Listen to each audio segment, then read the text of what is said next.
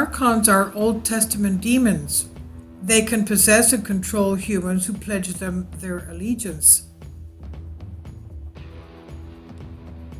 Now, the Archons, parasitic entities that feed off human fear, were referred to in antiquity as the servants of the demiurge or the false god, who stands between the human race and the transcendent God that could only be reached through knowledge of humanity's real nature as being divine, leading to the deliverance of the divine spark within humanity from the constraints of earthly existence. This is on Humans Are Free. Now, Archon is a Greek word meaning ruler, which was also often used in ancient times as a title of a certain public official in the government. And if we take a look at Archons from a Gnostic point of view, we'll understand that in this context, they were considered the angels and demons of the Old Testament, the fallen angels, that is. Now, according to the Archons are the creators of the Matrix, false reality, though in antiquity they portrayed themselves as the real creators of mankind and the universe.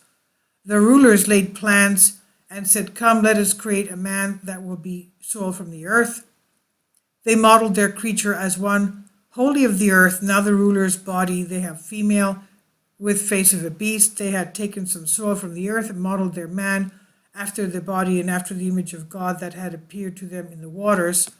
They said, "Come, let us lay hold of it by means of the form we have modeled, so that it may see its male counterpart, and we may seize it in the form that we have modeled, not understanding the force of God because of their powerlessness."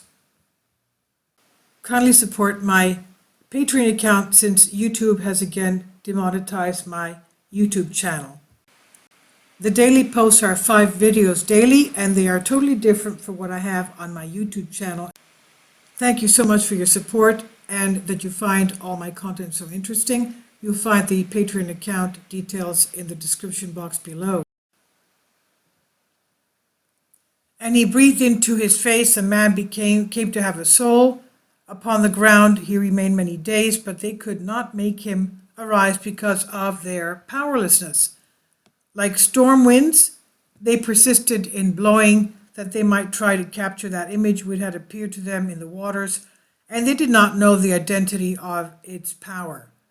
Also called the reality of the rulers, the hypothesis of Archons is an exegesis, an explanation, a critical interpretation of religious text on the book of Genesis 1-6, and expressing Gnostic mythology of the divine creators of the cosmos and humanity.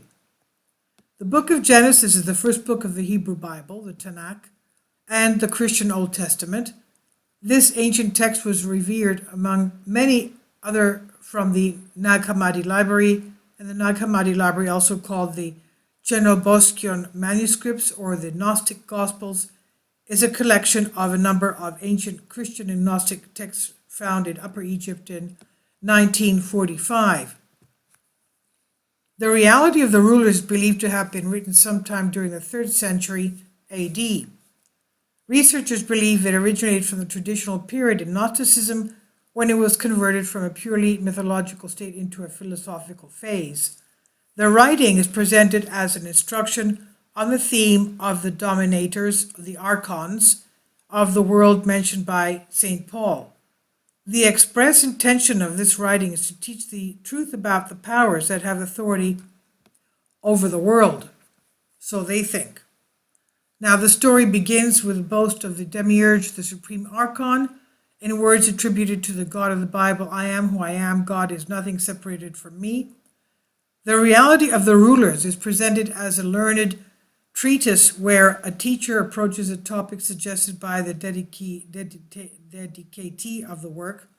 The treatise starts off with a fragment of cosmogony, which guides to a revisionistic true history of the events in the Genesis creation story, revealing a Gnostic distrust of the material world and the demiurge that received it. The, quote, angelic revelation dialogue, end quote, emerges within this narrative where an angel repeats and elaborates the author's fragment of cosmogonic myth in much broader scope, concluding with the historic prophecy of the coming of the Savior and the end of days.